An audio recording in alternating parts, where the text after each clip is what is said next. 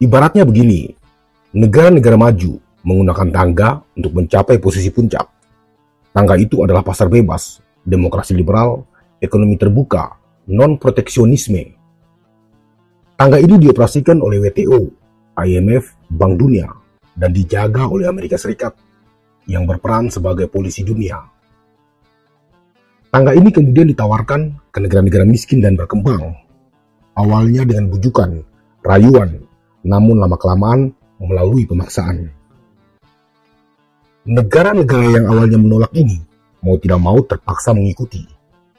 Cina membuka diri di era Deng Xiaoping dan menjadi anggota WTO tahun 2001. Vietnam masuk WTO di tahun 2007. India menerapkan liberalisme ekonomi tahun 1991 di era Perdana Menteri Narasimha Rao. Ketika negara-negara ini mulai enjoy dengan tangga bernama ekonomi terbuka dan pelan-pelan hampir mencapai posisi negara-negara barat yang sudah duluan di atas, tiba-tiba tangganya ditendang oleh sang polisi dunia, Amerika Serikat.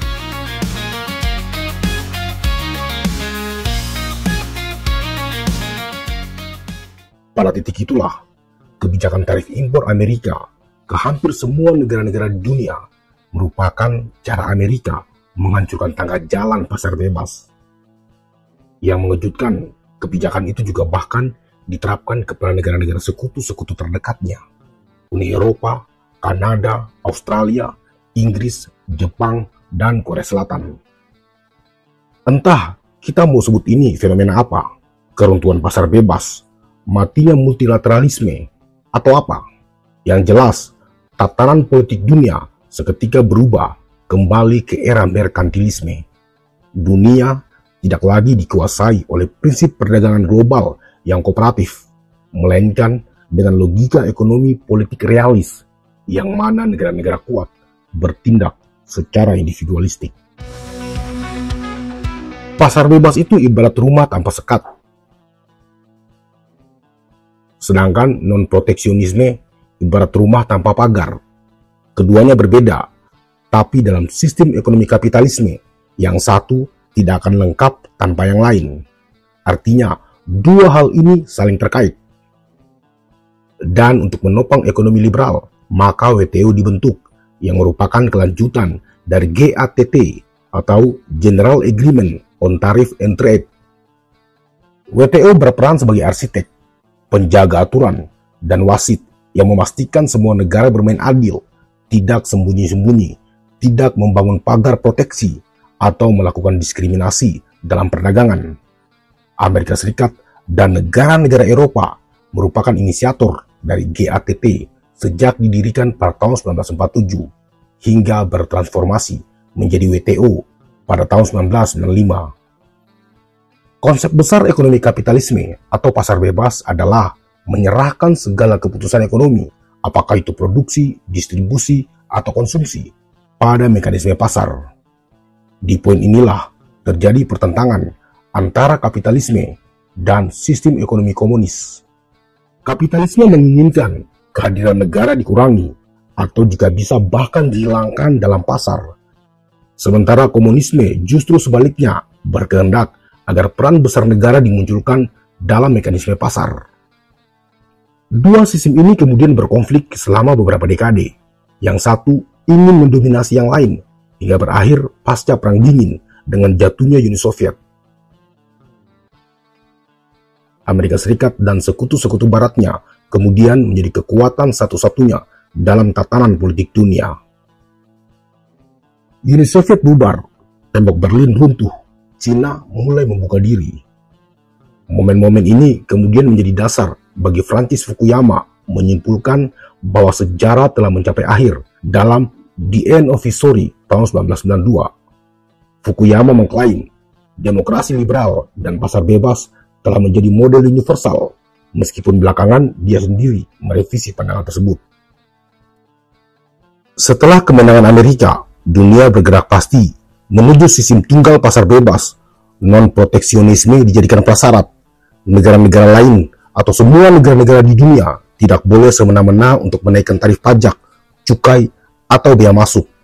WTO semakin memiliki legitimasi kuat yang ditopang oleh IMF dan Bank Dunia. Jika kita ibaratkan pasar bebas non-proteksi ini adalah kitab suci, maka Amerika Serikat adalah misionaris paling setia, taat, radikal, dan persisten dalam menyebarkan kerajaan surga kapitalisme. Awalnya dengan cara-cara persuasif, namun terkadang juga disertai dengan ancaman. Mereka mewajibkan semua negara untuk membuka pasar, menyebarkan demokrasi liberal, mengintervensi urusan domestik negara lain, memaksakan kapitalisme sebagai satu kebenaran tunggal. Namun, semua berubah setelah kemunculan Donald Trump. Donald Trump membuat Amerika Serikat seperti mengalami keguncangan iman. Bayangkan, sebuah negara yang dulunya misionaris pasar bebas, pelindung para sekutu, promotor kerjasama multilateral, kini justru berubah menjadi sangat individualistik. Dunia mungkin bisa memaklumi jika Trump memperlakukan tarif tinggi untuk China. Dua kekuatan besar ini memang sedang bersaing memperebutkan supremasi ekonomi global. Namun yang mengejutkan adalah ketika kebijakan proteksionis ini juga diarahkan kepada sekutu-sekutu tradisional Amerika Serikat sendiri. Kerjasama internasional yang dulunya menjadi ciri khas tatanan politik dunia mulai terlihat runtuh. Apa sebenarnya yang terjadi? Apakah Donald Trump benar-benar seorang megalomaniak yang ingin menghancurkan tatanan dunia? Jawabannya tidak sesederhana itu. Karena begini, sebagai pebisnis, Donald Trump melihat bahwa sekutu-sekutu Amerika Serikat selama ini telah menjadi benalu, menikmati keamanan dan stabilitas yang dijaga oleh Amerika, namun tidak membayar cukup mahal.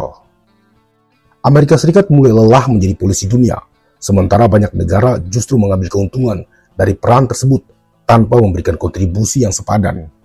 Sebagian besar negara di dunia menikmati sistem ini, keamanan gratis, akses pasar global, arus investasi terbuka, dan intervensi militer Amerika bila situasi memburuk. Tapi dari sudut pandang Amerika Serikat, mereka mulai merasa seperti donatur permanen bagi dunia. Keresahan ini sebenarnya sudah lama bersemayam di elit-elit politik di Washington, namun baru menjadi kebijakan eksplisit ketika Donald Trump berkuasa. Trump menyuarakan satu pertanyaan sederhana tapi brutal. Apa untungnya bagi Amerika Serikat? Dan dari pertanyaan itu, lahirlah kebijakan luar negeri transaksional yang berbasis pada prinsip America First. Donald Trump tidak hanya menggugat status quo, tapi juga merombak total peran Amerika Serikat dalam tatanan dunia neoliberal, dan dia mulai melakukan eksekusi massal.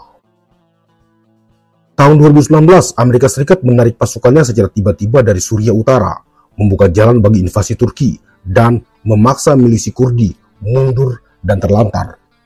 Keputusan ini menuai kecaman luas dan menunjukkan bahwa Amerika tidak lagi ingin mempertahankan beban moralnya sebagai polisi dunia. Donald Trump juga mengancam akan menarik Amerika Serikat keluar dari NATO jika negara-negara Eropa tidak meningkatkan kontribusinya. Di Afghanistan, pemerintah Amerika secara sepihak memutuskan menarik pasukannya meskipun NATO dan pemerintah Afghanistan belum sepenuhnya siap. Di Irak, Amerika Serikat juga menarik diri secara bertahap, menyisakan kekosongan keamanan yang kemudian dimanfaatkan oleh Iran dan kelompok milisi-milisi lokal.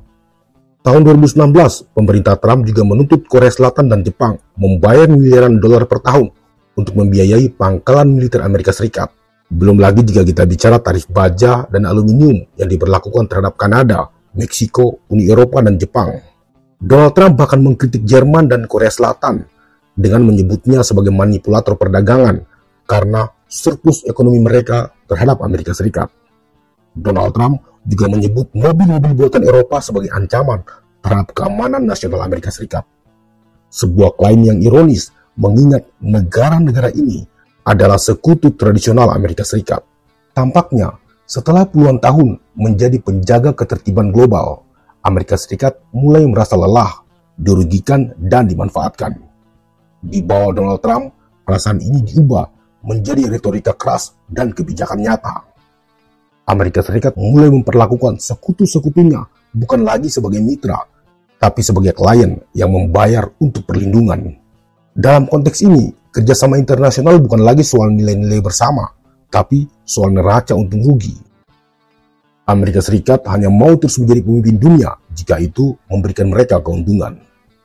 Pertanyaannya, apakah ini sekedar gaya kepemimpinan Donald Trump, ataukah ini mencerminkan pergeseran paradigma struktural dalam kebijakan luar negeri Amerika Serikat? Jawabannya bisa jadi keduanya.